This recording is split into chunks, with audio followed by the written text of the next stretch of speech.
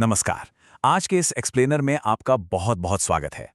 हमारे दिमाग में अक्सर ये सवाल आता है कि आज के ये जो विशाल और दूर दूर तक फैले हुए महानगर हैं, जिनकी गगनचुंबी इमारतें हमें हैरान कर देती हैं, आखिर शुरुआत में ये कैसे दिखते होंगे। सच तो ये है कि दुनिया के हर एक विशाल शहर की शुरुआत एक बहुत ही छोटी सी बस्ती या हैमलेट के रूप में हुई थी। तो चलिए आज मानव अधिवास की इसी ऊर्जावान और दिलचस्प यात्रा पर निकलते हैं, जिसे भूगोल की भाषा में सेटलमेंट ज्योग्राफी या अधिवास भूगोल कहा जाता है। तो चलिए फटाफट देख लेते हैं कि आज के इस सफर में हम क्या-क्या कवर करने वाले हैं। हम शुरुआत करेंगे अधिवास भूगोल की नींव से। फिर हम समझेंगे ग्रामीण अधिवास प्रतिरूप, नगर और शहर की परिभाषा, नगरीय जीवन चक्र और सबसे अंत में बात करेंगे नगरीय आकारिकी मॉडल्स की।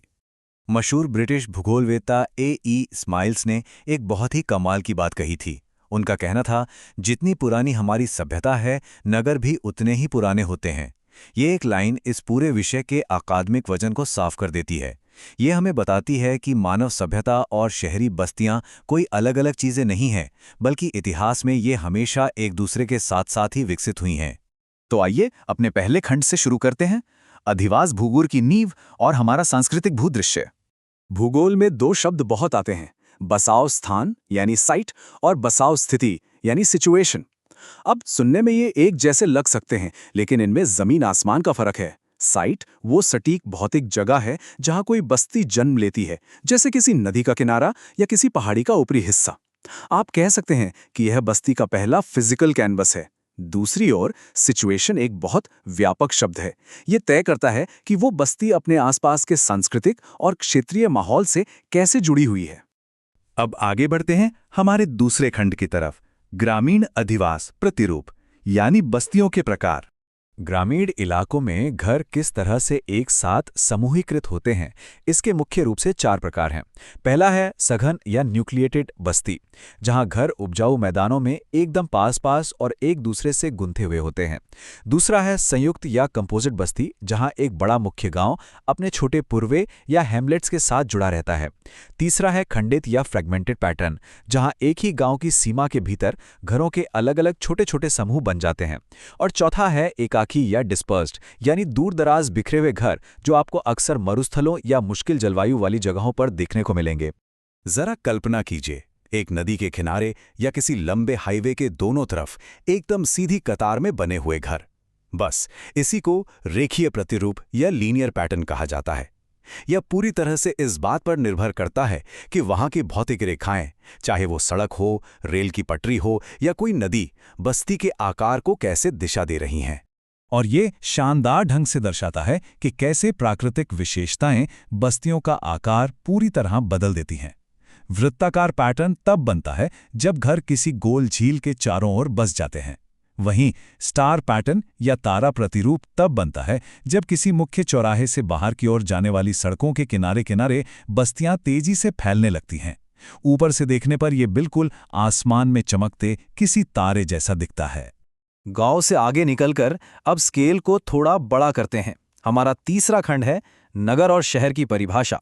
सबसे दिलचस्प बात यह है कि कोई भी जगह केवल बड़ी दिखने से या भीड़ होने से शहर नहीं बन जाती।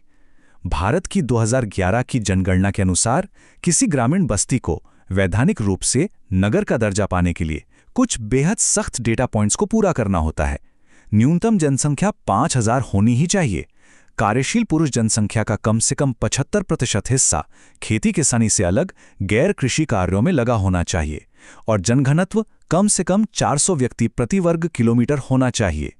यहीं पर एक बड़ा ही अनोखा कॉन्सेप्ट सामने आता है, सेंसस टाउन या जनगणना नगर। मान लीजिए किसी जगह ने वो तीनों शर्तें पूरी कर लीं जो हमने अभी डिस्कस की, लेकिन वहाँ नगर पालिका या नगर निगम जैसी कोई आधिकारिक संस्था मौजूद नहीं है। तो ऐसे में भले ही वो जगह आर्थिक रूप से एक शहर की तरह काम कर रही हो, लेकिन प्रशासन उसे आधिकारिक शहर नहीं मानता। इसे ही सेंसस टाउन कहा जाता है। चलिए अब आते हैं चौथे खंड पर, नगरीय जीवन चक्र। यहाँ हम शहर को एक जीवित प्राणी की तरह समझेंगे। मशहूर विद्वान लुईस मम्फर्ड ने शहरों के उदय और पतन की एक बेहद नाटकीय यात्रा बताई है। एक शहर की शुरुआत ईओपोलिस यानी एक प्राथमिक गांव से होती है। फिर वो पोलिस यानी कस्बा बनता है और आगे चलकर मेट्रोपोलिस यानी महानगर तक पहुंचता है। फिर आता है मेगालोपोलिस, जो किसी भी शहरी विकास का एकदम पीक या चरम बिंदु है। लेकिन ठीक इसके बाद डाउनफॉल शुरू होता है। टायरेनोपोलिस की अवस्था में प्रदूषण और ट्रैफिक से शहर घुटने लगता है और अंततः ये नेक्रोपोलिस यानी एक निर्जन और मृत शहर में तब्दील हो जाता है।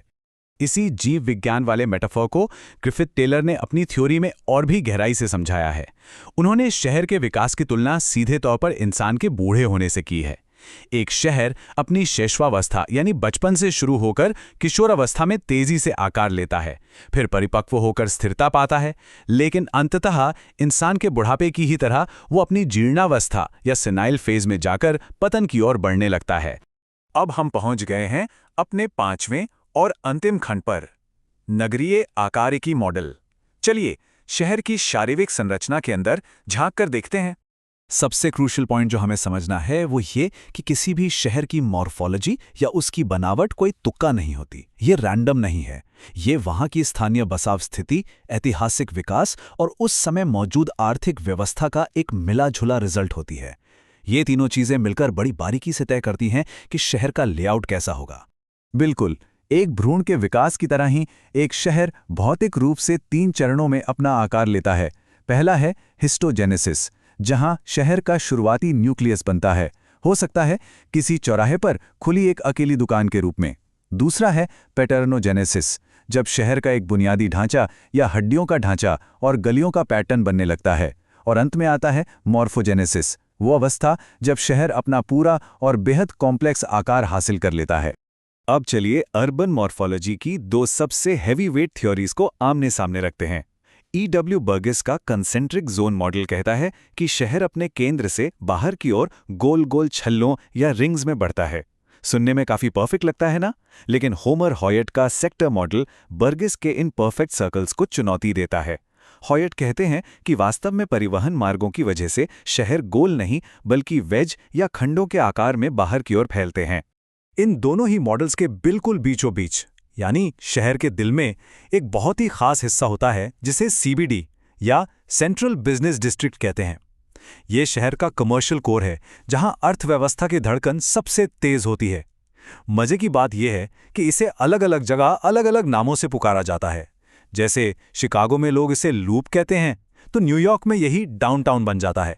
होयट के सेक्टर मॉडल को अगर हम थोड़ा और करीब से देखें तो पता चलता है कि उन्होंने शहर को किस तरह 5 अलग अलग स्लाइस में बांटा है।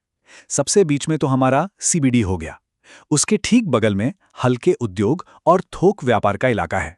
फिर आती है श्रमिक या निम्न आय वर्ग की आवासीय पेटी, और ये फैक्ट्रियों के पास इसलिए है ताकि लोग पैदल काम पर जा सकें। इसके बाद मध्यम वर्ग का इलाका आता है और अंत में फैक्ट्रियों के शोर और धुएं से बिल्कुल दूर सबसे बाहरी इलाके में उच्च आय वर्ग के लोगों के घर होते हैं। तो दोस्तों, छोटी बस्तियों से लेकर विशाल महानगरों के विकास की हमारी ये यात्रा यहीं पूरी होती है। लेकिन जाते जाते आपके लिए एक सवाल छोड़ के जा रहा हूं। अपने आसपास के किसी बड़े शहर के बारे में सोचिए। इन थ्योरीज के हिसाब से क्या वो अभी एक फलता फूलता मेगालोपोलिस है, या फिर कहीं वो धीरे धीरे पतन की ओर बढ़ता हुआ नेक्रोपोलिस तो नहीं बन रहा? अगली बार जब भी आप शहर की सड़कों से गुजरें तो इन पैटर्न्स पर गौर जरूर कीजिएगा। आज के इस एक्सप्लेनर से जुड़ने के लिए आपका बहुत बहुत धन्यवाद।